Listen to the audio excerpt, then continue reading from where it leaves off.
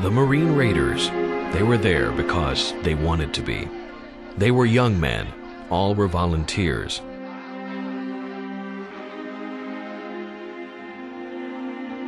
And in the winter of 1942, the Commandant of the Marine Corps, Major General Thomas Holcomb, ordered the creation of a new unit. They were designated the 1st Marine Raider Battalion. After I got out of boot camp, I volunteered for the Raiders. And I saw those guys with long hair and bearded, their shorts on and knives hanging out, and I said, oh my God, what did I get into? You know, they look rough. The Raiders were unique, not only because they were the first of their kind, they were considered to be unlike any fighting force before.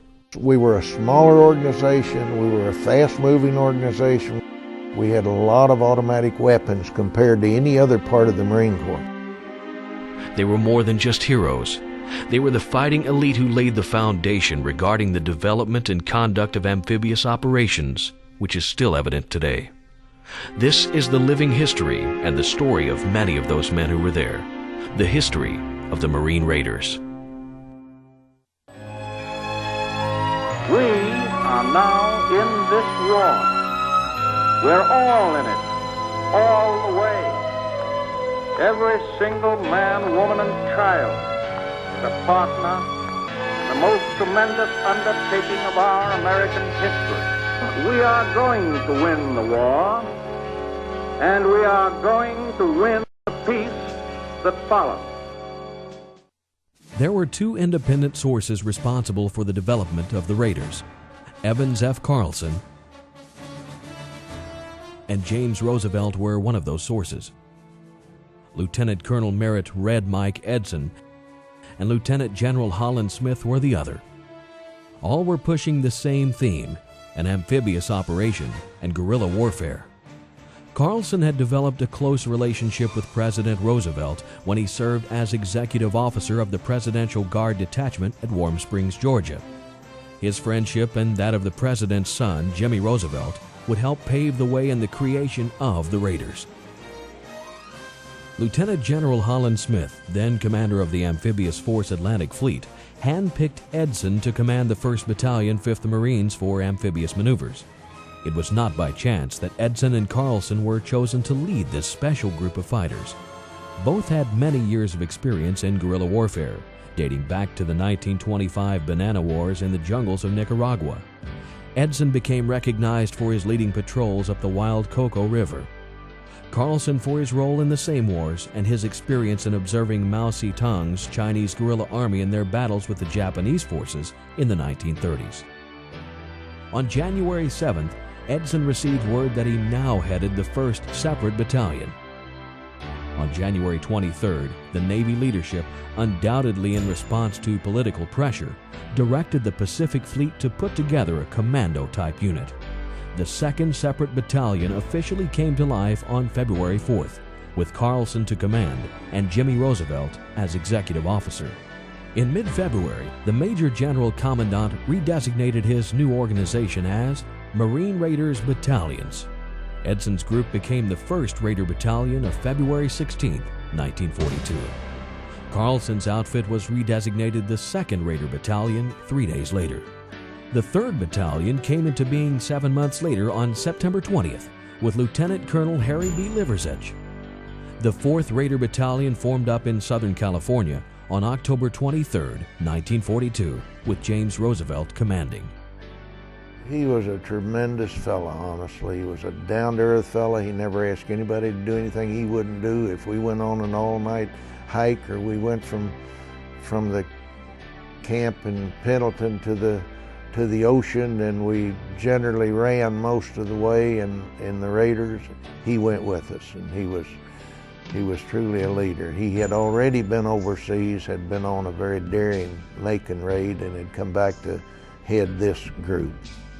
The training focused heavily on weapons practice, hand-to-hand fighting, demolitions, and physical conditioning. We ran everywhere we went.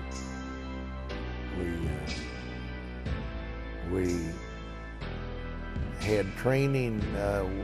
We boarded submarines. We took rubber boat landings day after day, hour after hour. We would get on troop ships and go down cargo nets, and many of us took some parachute jumps. After I got out of boot camp, I volunteered for the Raiders, and there wasn't enough to make a company, so they gave us 10-day furlough. When we got back, we met at Onifray, I believe it was, in California, where the Raiders were training.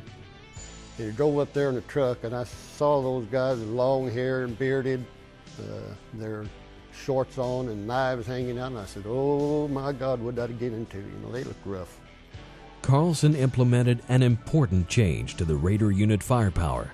Instead of the 8-man squad, he created a 10-man unit composed of a squad leader and 3 fire teams of 3 men each. Each fire team boasted a Thompson submachine gun, a Browning automatic rifle, BAR, and one of the new Garand M1 semi-automatic rifles. Carlson's battalion adhered to one of the most unconventional military philosophies that was a mixture of Chinese culture, communist egalitarianism, and New England town hall democracy. Every man would have the right to say what he thought, and their battle cry would be gung-ho, a Chinese word for to work together. Officers would have no greater privileges than the men. There also would be ethical indoctrination. The process supposedly ensured that each man knew what he was fighting for and why. A weapon that never gained Raider respect was the .45 caliber Rising submachine gun, featuring a 20-round magazine and, in the parachute version, a folding wire stock. It was intended to be a quick, inexpensive replacement for Thompson's submachine gun, but was no match for the outstanding Tommy gun.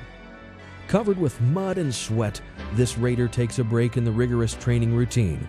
His weapon, the battle-proven Browning automatic rifle, BAR, was an invaluable weapon in every Raider combat operation. Edson's battalion retained the 8-man squad, with the leader, 2 BAR men, 4 riflemen armed with M1903 Springfield bolt-operated rifles, and a sniper, carrying a Springfield mounting a telescopic sight. Red Mike emphasized light infantry tactics. His men were not guerrillas. They formed a highly trained battalion prepared for special operations as well as more conventional warfare.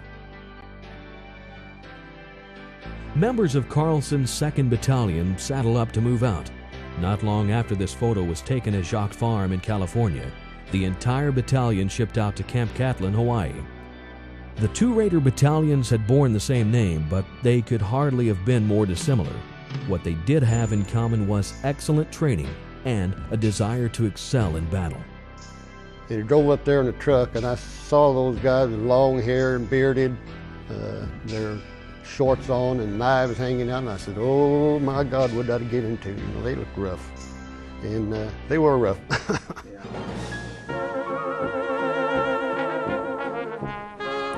I was going down the road Sunday afternoon, 1941, 7th.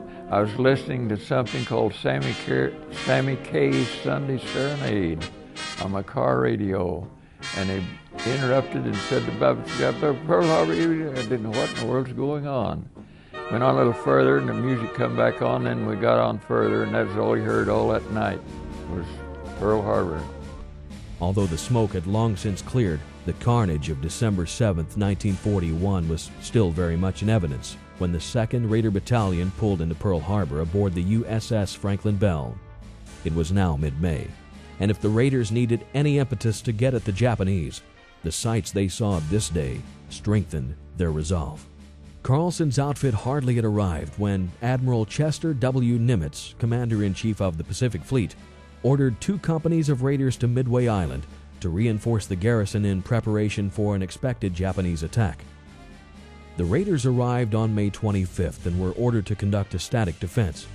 Trained to fight a guerrilla campaign of stealth and infiltration, with this assignment, their training was not being channeled in the right way. In the end, Navy and Marine aircraft turned back the invading force in the Battle of Midway. Although the Japanese inflicted considerable damages on various installations, the Raiders suffered no casualties. However, the Navy lost the USS Yorktown. Her crew works feverishly on damage control after Japanese planes attacked the great carrier. Heroism on the Yorktown was common, but valiant efforts were not.